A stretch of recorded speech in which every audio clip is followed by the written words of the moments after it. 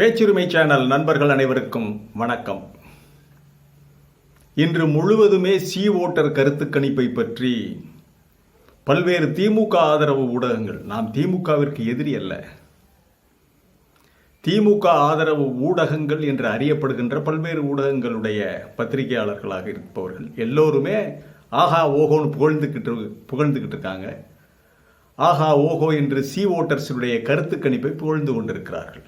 அதாவது இப்பொழுது மீண்டும் பாராளுமன்ற தேர்தல் வந்தால் அப்பொழுதும் திமுக தான் அத்தனை தொகுதிகளையும் கைப்பற்றும் என்று இந்த சி ஓட்டர்ஸ் கருத்து கணிப்பு கொடுத்திருக்காங்க.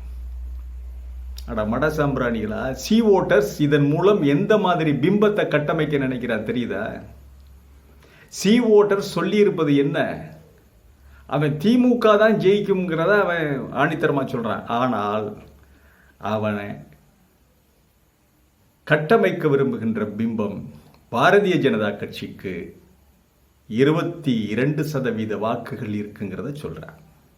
அதாவது கடந்த நாடாளுமன்ற தேர்தலில் வாங்கி அதை டிடிவி தினகரனுடைய வாக்குகள், ஓபிஎஸ் உடைய ஜாதி வாக்குகள், இந்த தேவநாதனுடைய சிவகங்கையில் வாங்கின யாதவர் ஜாதி வாக்குகள், இப்படி ஜாதி வாக்குகளை எல்லாம் சேர்த்து பிடித்து வாங்கி இதை பாரதிய ஜனதா கட்சியினுடைய கணக்கிலே வைத்துக்கொண்டு இப்பொழுது பாரதிய ஜனதா கட்சிக்கு மட்டும் 22% வாக்குகள் அளவிற்கு இன்க்ரீஸ் ஆகியிருக்கதா ஒரு பிம்பத்தை கட்டமைக்கிறான். அதைத்தான் வெளியிட்டிருக்கிறான்.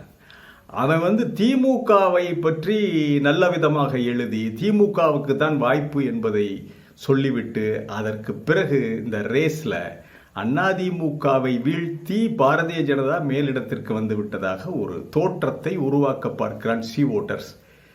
சி ஓட்டர்ஸுக்கு கட்டளையிட்டது யார்? இப்படி ஒரு கருத்து கணிப்பை வெளியிடச் சொன்னது யார் என்பதெல்லாம் நாம் அதைத்தான் யோசிக்க வேண்டும்.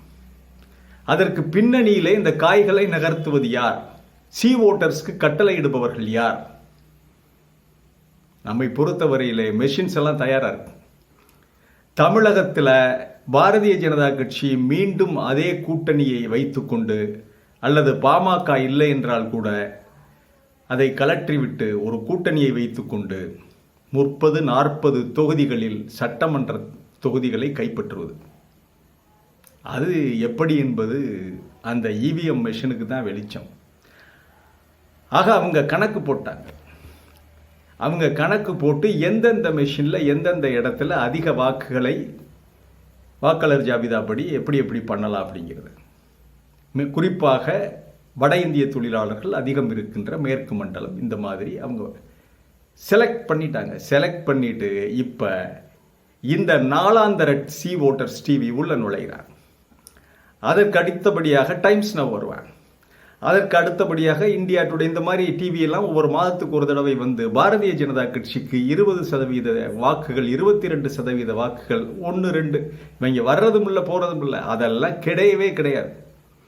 அவ்வளவும் ஒரு பொய்யான பிம்பத்தை கட்டமைப்பதற்கு டெல்லியினுடைய ஏவல் நாய்களாக இந்த சேனல் செயல்படுறா. இது தெரியாமல் இந்த யூடியூபர்கள் இதை தமிழகம் முழுவதும் பரப்பிக் கொண்டிருக்கிறார்கள். திமுக ஜெயிக்கும்யா, அது சட்டமன்ற தேர்தலில் பார்க்கலாம். நாடாளுமன்ற தேர்தலில் திமுக ஜெயிச்சது, அதை அவன் ஜெயிக்கும்னு சொல்றேன். அதற்காக நீங்க சி ஓட்டர்ஸுக்கு சர்டிபிகேட் கொடுக்குறீங்களா? அவன் யார் சி ஓட்டர்ஸ்னு தெரியும்ல, அந்த டைம்ஸ் நவ் யாருன்னு தெரியும்ல. உங்களை நீங்க ஜெயிக்கிறதா சொல்லிட்டா உடனே அதுக்கு ஒரு கூவுறதா? என்ன அது பைத்தியகாரத்தனமா இருக்கு.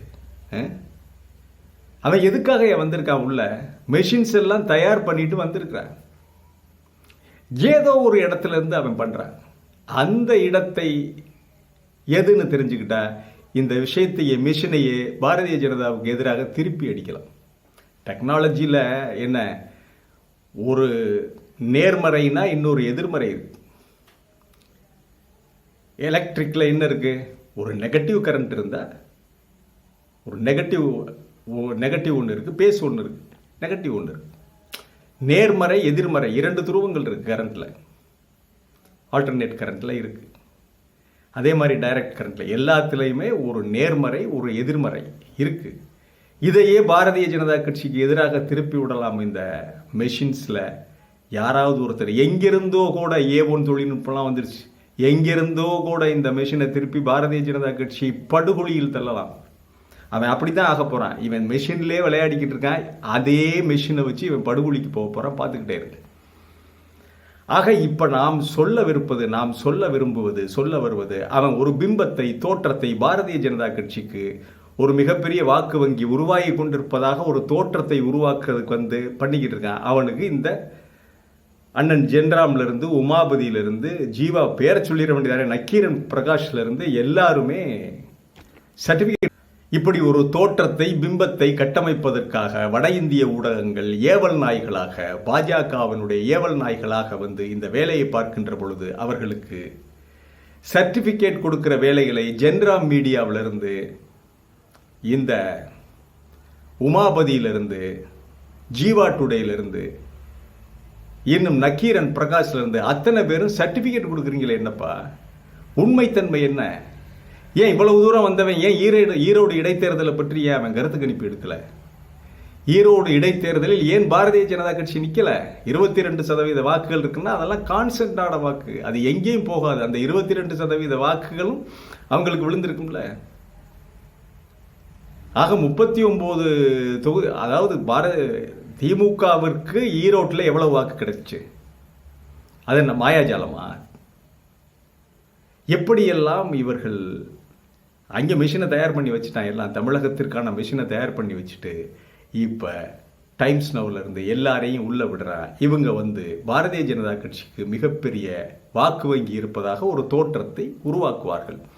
இதை முறியடிப்பதற்கு ஒரே ஒரு வழி இருக்கு.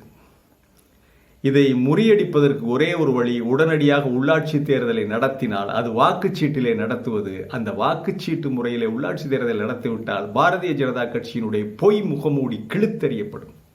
அப்ப தெரியும் இவனுக்கு எவ்வளவு ஓட்டிங்க இருக்குங்கிறது.